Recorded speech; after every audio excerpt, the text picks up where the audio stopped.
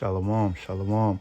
I'd like to start off by saying Kol Haloim La, Yahweh, Bahashem Yahweh Shah, Bahashem Rakakwadash. Double honors to the apostles and the elders of GMS. Shalom to the elect. It's your brother Shamwala, and I'm going to do a quick video on Psalms chapter 2. Lord's, not make it too long. Lord's will be edifying. So we're going to jump right into it. This is Psalms chapter 2 and verse 1. And it reads, "Why do the heathen rage and the people imagine a vain thing?" Who's the heathen? So the Lord made 18 nations.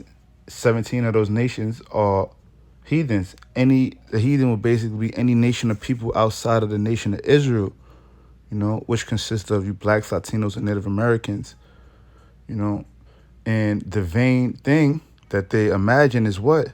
Is being the next rulers or the next superpowers after America is destroyed, And it's vain because, let's go into that word vain.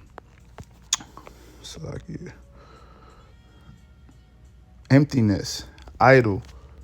Yeah, emptiness is basically, it's stupid. Like, it's empty. It's what's the point? It is not going to be, this thing is not going to continue, man.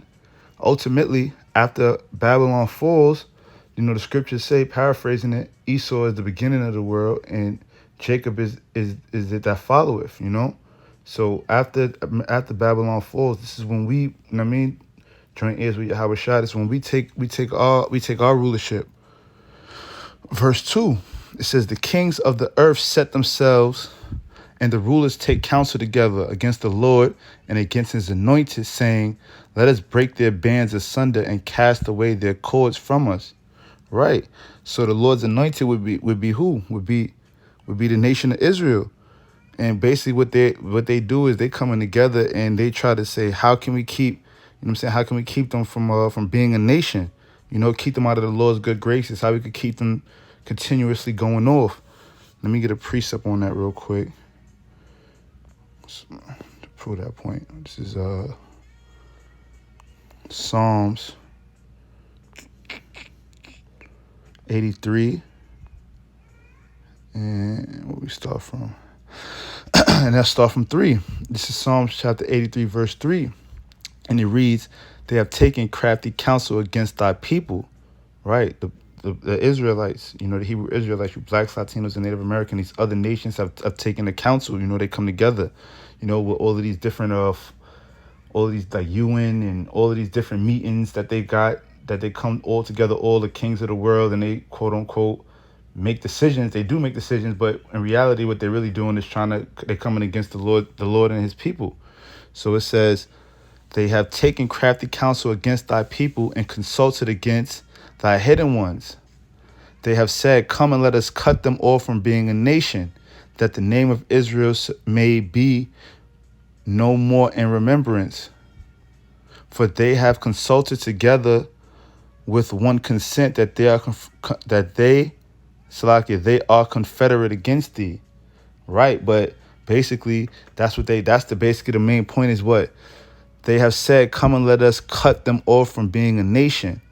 Right. And so basically they know, like, all right, if we got this nation continuously going off, we continuously working on breaking them apart, they can't come together, they can't come back to their power. This is how we're going to continue to rule. That's why in Micah, let me find that.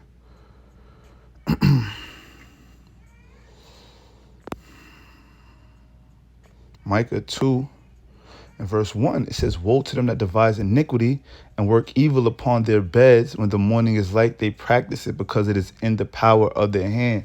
Well, Job 9 and 24 says what? That the earth was given into the hands of the wicked. So the power is in their hands because the Lord is allowing them to do that.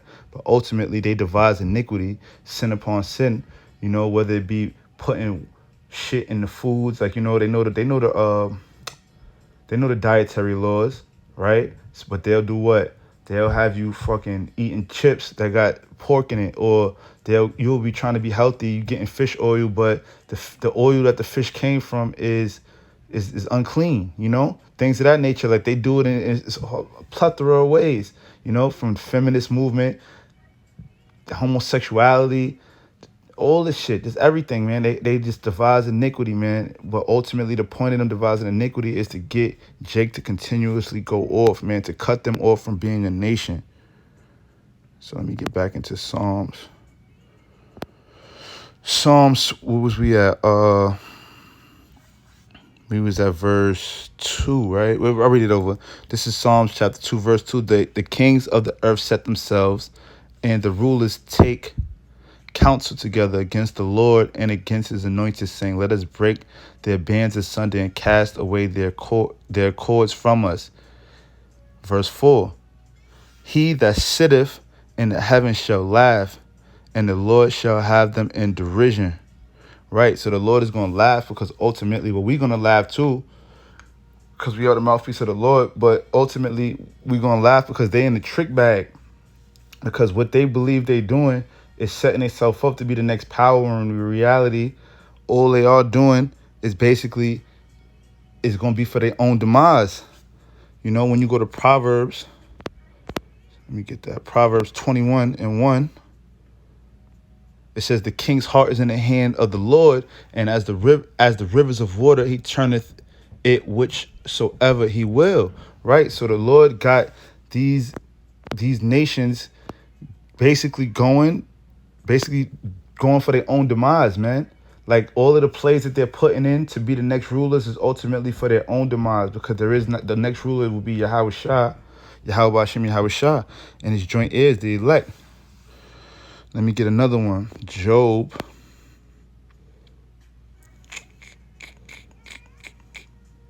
So I get Job 12:16. It says, with him is strength and wisdom. The deceived and the deceiver are his. Right? Because this is all for the Lord's play, man. This is all the Lord's plan, man. So everything is in the power of the Lord now. Like I said again, like, these other nations are in a trick bag, because they thinking that they doing something when in reality they not. They're not even in control of their own. They're not in control of their own destiny. You know, it's all ultimately going to lead to their demise. Verse 5. It says, then shall he speak unto them in his wrath, and vex them in his sore displeasure. Right? So he speaks, you know, we don't know again that the prophets are the Lord's mouthpiece, and the Lord speaks through his men, right? But his wrath is what? The wrath is his destruction by way of those ICBM missiles, as well as the fire from the chariots. You know what I'm saying? When you go into, let me see. When you can read about the whole thing in Isaiah 13, you know, they speak about that. Let me get it. So let me get that. Well, first I want to get something else. Let me get 2nd Ezra 6:9. Right. For Esau, I brought it out. I like paraphrase it, but now I'll just bring it out. It says, for Esau is the end of the world, and Jacob is the beginning of it that followeth. Right? Because ultimately, man, after this fall, after Babylon falls and gets destroyed, which we'll read about in Isaiah 13, as well as they speak about it in Joel 3, and things of that nature. After that happens, there is no the next superpower will be Israel, starting with, you know, with Yahweh Shah and the joint heirs. You know what I'm saying? So, but ultimately, that's the next superpower. It ain't gonna be Moab or Russia or any of these other nations trying to come through and I mean, take over. That's not gonna happen. It's not gonna be another run. It's not gonna be another run at this. After this, it's righteous. It's righteousness, man. Let's get Oh, sorry, I'm in the wrong one. Let's get Nahum 1, and let's go to verse. Let's say Nahum 1:6. It says, who can stand before his indignation, and who can abide in the fierceness of his anger? His fury is poured out like fire, and the rocks are thrown down by him. Yeah, the point is, who can abide? It says, who can stand before his indignation? No one. No one. when the Lord comes down with that wrath, when he puts his spirit on the missiles, as well as the chariots and the fire from the chariots, no man could stand in that, man. Everybody's going to get destroyed. The elect is going to get beamed up out of there. But these other nations is going to have to deal with, they're going to have to go through that, and they're going to be destroyed, as well as 2/3 of Israel. I'll jump into Isaiah 13 just because it's good to touch into that a little bit. Isaiah chapter 13. And, right, let's get where I want to start at. All right, I just jumped to 9. It says, behold, the day of the Lord cometh cruel, both with wrath and fierce anger, to lay the land desolate, and he shall destroy the sinners thereof out of it. Right, so he's coming to lay the land desolate, to destroy it, man. He's going to destroy Babylon. He's going to destroy these wicked kingdoms that's going to come up against him. The heathen nations, they all going to gather up to try to go up against the Lord. When you go into that word desolate, did I get it? Let me see.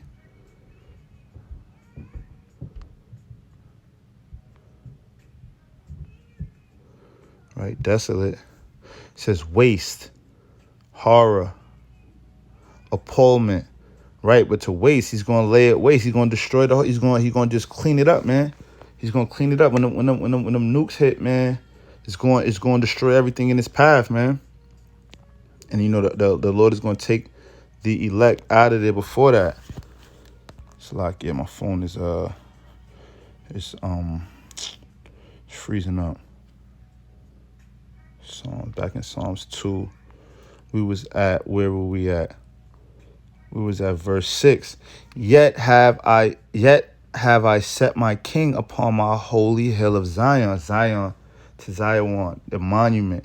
That's speaking of Israel. And that king that he set upon that holy hill is who? Is Yahushua. Verse 7. I will declare the decree the Lord have said unto me, thou art my son. This day have I begotten thee. Right, and you can read about that in Matthew 3:17, because that's speaking about Yahushua.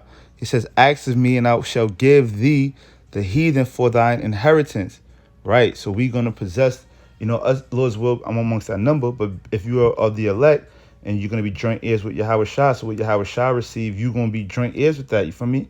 So we're going to possess the heathen as an inheritance, man. They're going to be tributaries, Because first of all, they got to pay. Before that, they got to pay for what they did, man. For what they did to us, for the part they played in the affliction of Israel, man.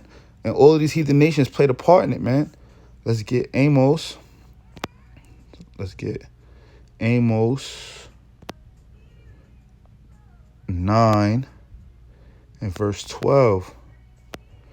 It says, so like that they may possess the remnant of Edom, and of all the heathen, which are called by my name, saith the Lord, that doeth this. Right. So we're gonna possess all of the heathen, man. We're gonna for possession, to do as we will in righteousness, of course. But ultimately they're gonna be going through it, man. Paraphrasing it, the scriptures say, those that led into captivity shall go into captivity, man. So it's going to be some slaves, man. Plain and simple. That's a part of this thing too, man, is having slaves. Let's get Isaiah 60, verse.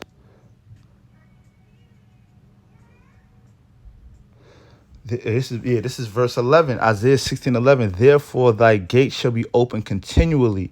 They shall not be shut day nor night, that men may bring unto thee the forces of the Gentiles, and that their kings may be bought.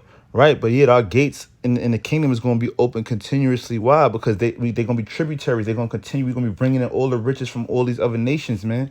Because we're going to be the ones on top, man. The same way. Well, even more so, but just a small example, that would be Esau, man. He gets, we basically tributaries to him, man. He gets the fatness of the earth, man. He gets the best of the best, creme de la creme, the best of whatever this place has to offer on this side. Esau is taking part in that, man, without a question. It's not even a question already. Like and all the other nations know that, you know. So in the kingdom and righteousness, how much more us, man, under the Lord, you know, we gonna be receiving, you know, constant, man. Let's get Revelations 2 and Slovakia and 2 and 25. It says Revelations 2 and 25. It says, but that which ye have already hold fast till I come. What do we have? We have this knowledge, this truth, and this understanding, man. We have faith in the Lord, man. So we gonna hold that, you know what I mean? Whatever measure you have, we hold that down until the Lord comes. It says, and he that overcometh and keepeth my works unto the end, to him will I give power over the nations, right? Because if we endure and then because only the people that's gonna endure are gonna be the elect. So basically the elect is gonna have power over the nations, you know? We're gonna inherit the heathen, man. Let me get Obadiah.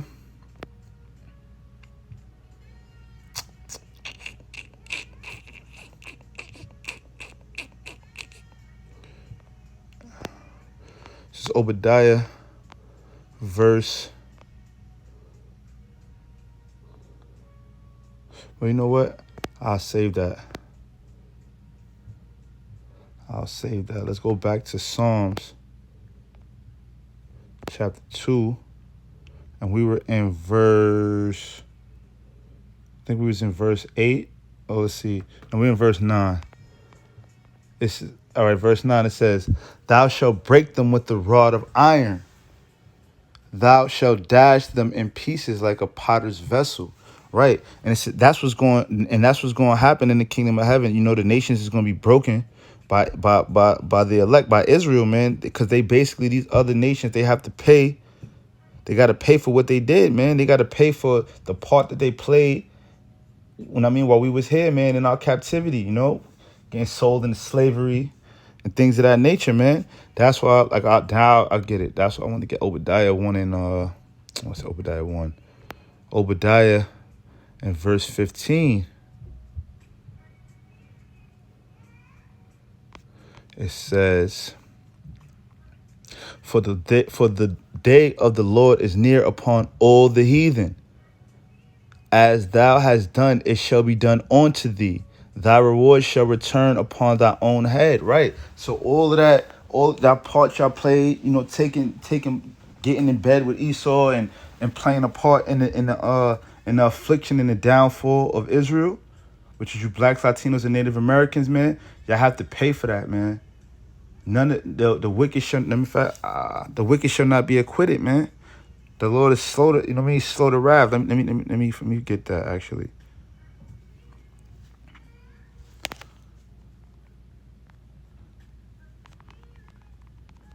Here, go right here. Right, Nahum. Well, you could get Proverbs too. Well, I'll get Nahum because that's what I wanted. Well, I'll get it in a blue letter. Oh, come on, man. It's like, bear with me. This is Nahum 1 and 3. It says, the Lord is slow to anger and great in power and will not at all acquit the wicked. Right? So basically, let's go into that word acquit real quick.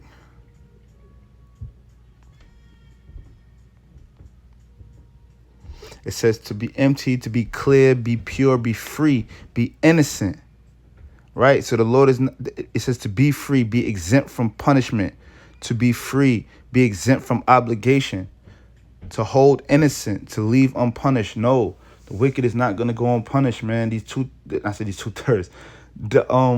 These other nations, they're not going to go unpunished, man. They're going to get this, man. It says the Lord is slow to anger, meaning he ain't going, like, you know, when it's Ecclesiastes 8 and 11 speaks on that. The Lord is, my brain is everywhere. But yeah, he's he don't just give out judgment right away, man. Paraphrasing it, man. You know, let me get it. But I ain't want to jump around too much. But I'll just get it because I don't want to butcher it. 8 and 11. It says, because sentence against an evil work is not executed speedily, meaning it's not done. It's not going to be, the Lord ain't punishing them as soon as they did some. Soon as these other nations, these heathen did some wicked shit, the Lord just ain't judging right away, right? So it says, because sentence against an evil work is not executed speedily, therefore the heart of the sons of men is fully set in them to do evil, right? So they wasn't getting judged for the wicked shit they was doing. So what did they continue to do? It was setting them to do evil. So now these other nations, they just kept being wicked, man. They didn't care. They took no regard. They didn't care about. They didn't regard Jake, man. They didn't care about none of that, man. They continued to do as they will, man. They didn't show any mercy. So that's now, in return, they're not gonna get no mercy. They're not gonna get off. They're not gonna get acquitted, man. They're gonna have to have an obligation to be tributaries and to be slaves. What was we at? Psalms. We in well, let me get, what was we at? I think we were still in 9, right? Yeah, I'll just read it again. It says, thou shalt break them with the rod of iron, thou shalt dash them in pieces like a potter's vessel. Right, because they gotta pay for ultimately the things that they did to Jake, man. They touched the apple of the Lord's eye, man. Let me get that.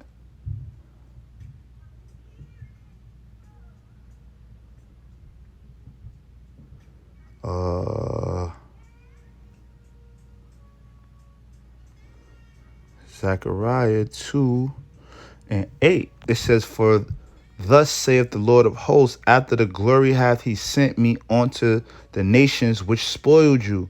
For he that toucheth you toucheth the apple of his eye. Right. So they did us dirty, man. They touched the apple of the Lord's eye, which is Israel, man, the only nation on earth that the Lord is dealing with, man. So they did us dirty, man, and that offended the Lord. Me in verse 10, it says, be wise now, therefore, O ye kings, be instructed, ye judges of the earth, serve the Lord with fear and rejoice with trembling. Kiss the Son, lest he be angry and he perish from the way when his wrath is kindled but a little. Blessed are they that put their trust in him. Right. And who is the Son? First and foremost, the Son is Yahweh Shai. And how do you kiss the Son? Do they mean literally kiss the Son? No, they mean, you've kissed the Son by what?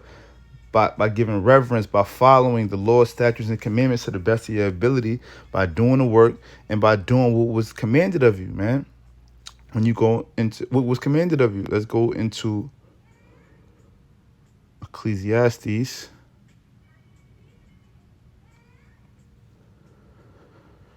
We got